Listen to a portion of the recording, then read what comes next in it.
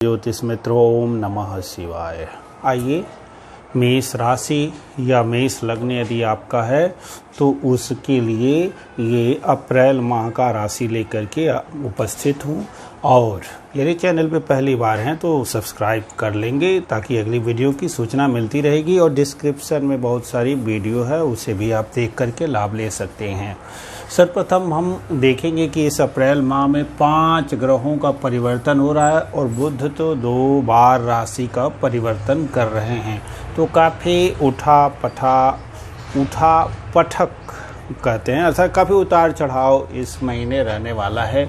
और अभी आप देखेंगे कि 1 तारीख से लेकर के 13 तारीख तक और उसके बाद 14 से लेकर के माह के अंत तक हम 2 चरणों में इस राशिफल को बांट देते हैं। सर्वप्रथम हम देखते हैं कि अभी गुरु को हमने यहाँ लिख दिया है पहले से ही, चूँकि बीच में बाद में समय न बर्बाद हो। चूँकि 6 तारीख को गुरु यहाँ आएंगे, लेकिन अभी तक तो 6 तारीख तक ये यहीं पर हैं। और उसी समय 1 तारीख को बुध यहाँ पे आ चुके हैं, नीच के हो गए हैं। और नीच भंग की स्थिति इनकी गुरु से बनती है और उस स्थिति में गुरु अभी यहाँ पर हैं। तो एक तरह से तो नीचत्व भंग लग्न से अथवा चंद्र से इस राशि का स्वामी गुरु जो है केंद्र में है, तो नीच भंग वह भी मान लिया जाता है। परंतु गुरु भी बलहीन है नीच स्थिति में, इसलिए बुध को विशेष बल नहीं मिलेगा। गुरु तो नीच है परंतु शनि अपनी राशि के हैं और नीच भंग है गुरु का, तो गुरु को बल शनि से प्राप्त हो जा रहा है। परंतु बुध 12वें भी चले गए, गोचर में अशुभ स्थान भी है, नीच राशि भी है, सूर्य से अस्त भी है। तो ये 6 दिन तो बड़ा डिस्टर्ब करने वाले ये रहने वाले हैं आपके लिए। और इस स्थिति में गुरु का भी गोचर अभी 6 दिनों तक अच्छा यहाँ पे नहीं है। तो इस स्थिति में आपको विशेष सावधान रहना चाहिए। हो सकता है मित्रों से कोई धोखा हो जाए, उससे आपको धन की विशेष हानि हो जाए। और सूर्य के कारण हानि तो बनी हुई है और व्यर्थ की यात्रा भी हो सकती है, क्रोध हो सकता है जिसके कारण मारपीट हो जाए, झगड़ा हो जाए और उससे भी कोर्ट केस कचहरी तक जाना पड़ जाए, उसमें भी धन की हानि हो, मानसिक चिंता भी हो, चित्त में काफ़ी अशांति भी आए। तो इन स्थितियों से बचना है। चंद्रमा भी राहु केतु के अक्ष में रहेंगे और अपनी नीच राशि में रहेंगे, जो आपके चतुर्थ माता भूमि भवन की स्थिति बनती है। शनि देव की दृष्टि भी है, तो यहाँ पर हालांकि गुरु की दृष्टि भी है लेकिन बल शनि का चलेगा और यहाँ से स्वयं यहाँ पे ये चले गए चंद्रमा। तो माता यदि वृद्ध हैं या पहले से बीमार चल रही हैं तो उनके स्वास्थ्य को विशेष सावधानी रखिए, अन्यथा माता बीमार होंगी और इसके चलते हॉस्पिटल जाना पड़ सकता है और वहाँ पे भी रुपये की हानि होगी और यात्रा भी होगी और व्यर्थ का परिश्रम भी होगा। तो ये स्थितियाँ यहाँ से भी दिख रही हैं। कोई नया कार्य, भूमि भवन, वाहन आदि न खरीदने की सोचें इन दिनों में कहीं, क्योंकि विवादित वो भूमि भवन वाहन मिल सकता है और जिसके चलते कोर्ट केस कचहरी की स्थिति होगी, वहाँ पे भी रुपये व्यय हो जाएंगे। यहाँ से शत्रुओं से विशेष परेशानी तो नहीं होनी है, शत्रुओं की हानि दिख रही है। पत्नी से भी विवाद आदि नहीं करना है क्योंकि यहाँ की भी स्थिति ठीक नहीं दिख रही है। और विवाद होगा तो यहाँ से भी कोर्ट केस कचहरी तक बात पहुँच सकती है और वहाँ तक नहीं हो तो कम से कम बेइज्जती तो आपकी हो ही जाएगी। एक स्थिति है कि धन लाभ होगा। यहाँ राहु जो पहले से ही राहु केतु का अक्ष धन हानि का युग जो बना है, परंतु शुक्र यहाँ धन देने की कोशिश करेंगे और राहु यहाँ से बहुत बुरा नहीं करने वाले हैं। परंतु अभी अंगारक दोष तो है 10 तारीख तक, अभी हम ये लिख दिए हैं पहले से ही, लेकिन 13 तारीख तक अंगारक दोष बना हुआ है। तो धन हानि के जो सारे योग हैं दिख रहे हैं। और 6 तारीख के बाद जो गुरु का परिवर्तन हो जाएगा तो बहुत राहत मिलेगी। और गुरु के राहत की अलग से वीडियो डिस्क्रिप्शन में है, गुरु राशि परिवर्तन के नाम से, उसे आप देख करके लाभ ले लेंगे। सभी राशियों का गुरु राशि परिवर्तन की वीडियो है। अब हम देखते हैं कि ये जो बुध जा रहे हैं तो नीच रहेंगे। कब तक नीच रहेंगे? 16 तारीख तक, 16 दिन तक नीच रहेंगे। तो उन 16 दिनों में और अधिक सावधान रखना है। 6 तारीख के बाद थोड़ी सी स्थिति संभलेगी क्योंकि गुरु यहाँ से निकल के यहाँ आ जाएंगे, बलवान हो जाएंगे और स्थिति थोड़ी सी राहत भरी हो सकती है। यहाँ भाई बंधुओं आदि से जो पहले से झगड़ा मतभेद आदि था वो गुरु उसको संभालेंगे, क्योंकि यहाँ का स्वामी बुध नीचे है, तो यहाँ से विशेष परेशानी है। और रोग रिपु ऋण आदि की जो स्थिति है, ऋण आदि लेना चाहेंगे तो इस समय ऋण आदि भी शायद न मिले आपको, और व्यर्थ की परेशानी ही रहे, और शत्रु परेशान रहेंगे, अर्थात आपकी मनचाही चीज़ें नहीं होंगी, कोई न कोई शत्रु आपको परेशान करता रहेगा। सांवले रंग का कोई व्यक्ति हो और मित्र हो तो उससे विशेष सावधान रहिएगा। अब चलते हैं माह के 13 अप्रैल के बाद की स्थिति में। 14 से चलते हैं तो 14 को सूर्य का राशि परिवर्तन हो जाएगा और 14 लग्न में ही आ जाएंगे, और इनकी सूर्य की ये उच्च राशि है और मंगल यहाँ पे आ जाएंगे।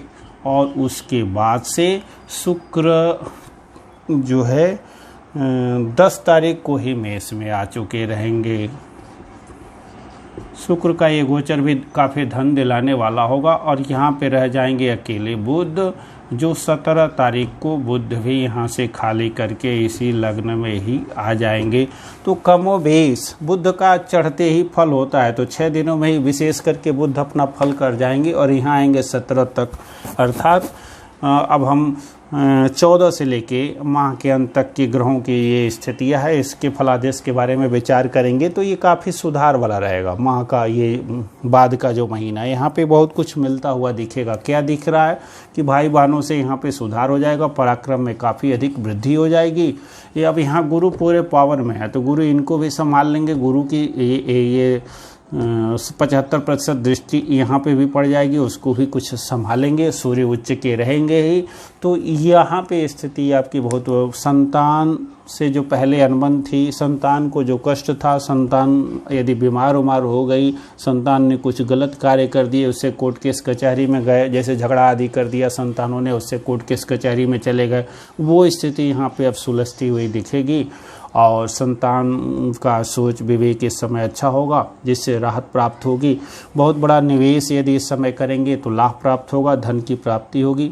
और जो व्यक्ति लॉटरी आदि लगाते हो, शेयर मार्केट में धन लगाते हो, तो इधर हानि हुई थी, अब शेयर मार्केट आज से जो पहले की हानियां हो गई हैं, अब वो लाभ दिख रही हैं। व्यापारिक यात्रा आदि आप कर रहे हैं तो वहाँ से भी लाभ है।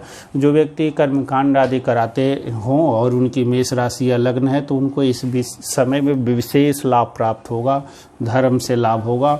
गुरुओं से मतलब कोई कर्मकांड आदि कराते हैं तो अवश्य लाभ होगा। रुद्राभिषेक आदि मिलेगा आपको नया से नया, तो उससे भी लाभ प्राप्त होगा। पिता से भी सहयोग प्राप्त होगा। पिता पहले रूठे हुए थे, इधर नहीं बन रही थी, अब पिता से विशेष बनेगी और विशेष लाभ भी प्राप्त होगा, सहयोग भी प्राप्त होगा। पिता आप पे प्रसन्न भी रहेंगे। माता का स्वास्थ्य 2.5 दिनों बाद चंद्रमा इधर जब आ जाएंगे, 5 दिन बाद यहाँ आ जाएंगे और यहाँ तक 2.5 दिन रहेंगे, काफ़ी अच्छा रहेगा, स्वास्थ्य फिर सुधर जाएगा। भूमि भवन वाहन यदि खरीदना चाहते हैं तो वो स्थिति भी अनुकूल नहीं है, थोड़ा सा रुक करके बाद में देखा जाएगा।